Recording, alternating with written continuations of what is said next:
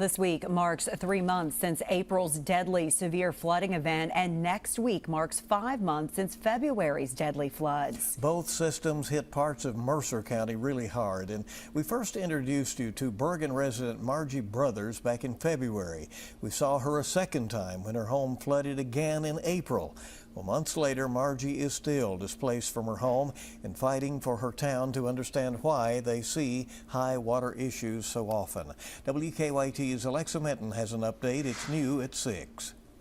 The city of Bergen here in Mercer County experienced devastating flooding in February of this year, displacing many people from their homes. They didn't have long to recover before waters rose again in April. We've had flooding here in Bergen for years. It was the worst I have ever seen it. Margie Brothers has lived in Bergen for 70 years and is still currently displaced from her home in town from the April floods. We're getting flooded so much, and people are losing their homes and their furniture and everything. So I said, I'm going to try to get something done. With God's help, and the right person to talk to and everything, we're going to get some help. The city has worked for years to get answers as to why parts of the town flood so easily, with Margie at the forefront of the fight. Finally, a week after April's floods, folks from the Kentucky Geological Survey came into town to test underground and find some much-needed answers. They found an underground valley that runs the full length of our south side of our city.